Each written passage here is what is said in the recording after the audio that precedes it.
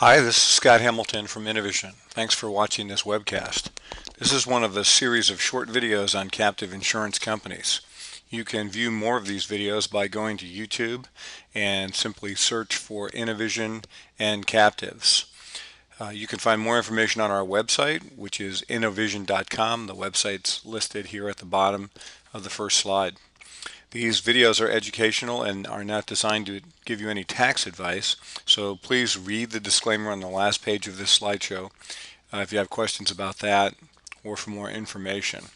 If you have any questions about how to move forward on thinking about whether a captive is right for you, please feel free to give us a call.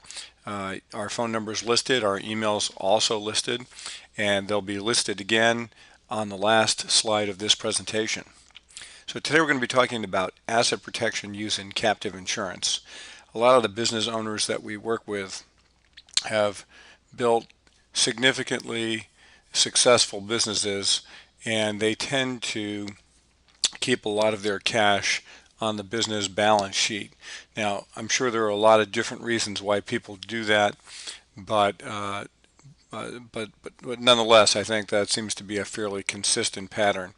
I think largely people are thinking that they may need the cash for a growth item like to buy a piece of equipment or to hire a key person, or to just make sure that there's enough cash in the business from time to time to make payroll.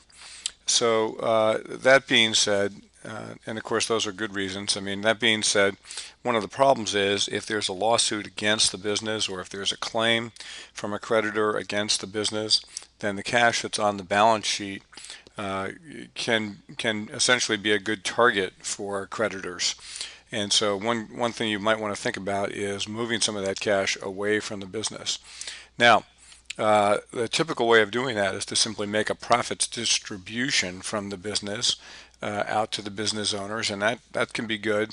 The one problem with that is that occasionally a profits distribution can be considered to be a fraudulent conveyance. So what's a fraudulent conveyance? That's when you know that there's a problem on the horizon and you take a lot of money out of your business so that you can try and keep it safe from whatever that problem is. We're not going to go into a lot of detail about that, but just suffice it to say that for most business owners, taking money out when they know there's a problem on the horizon is a potential fraudulent conveyance. And what that really means, it sounds bad, and it is. It really means that the courts can order you to put the money back into the company. And obviously that's a problem because now it's sitting there for the creditor. So how can you possibly get money out of the company without running into this fraudulent conveyance issue?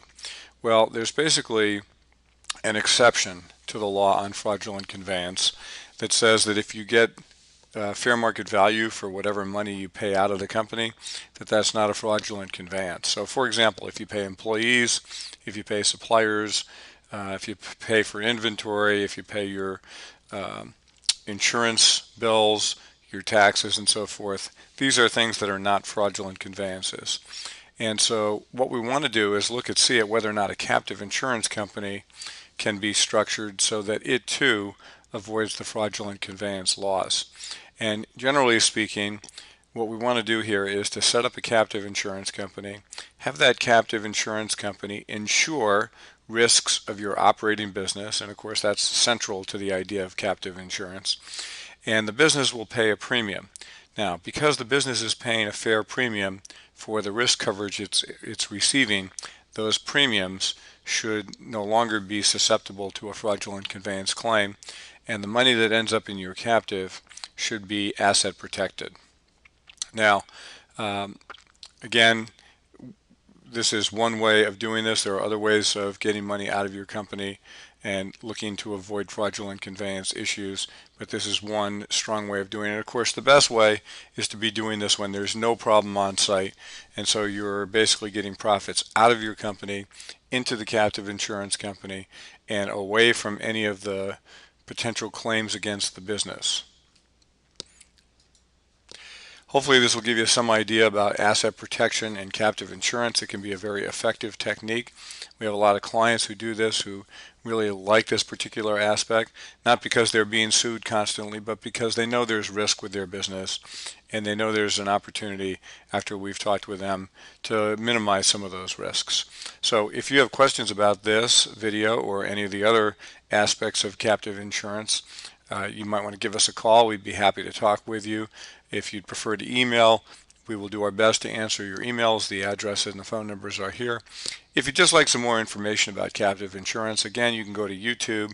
You can go to the link provided here, or if you just type into the search box InKnowVision and the word captives, you'll see over a dozen videos on different aspects of captive insurance.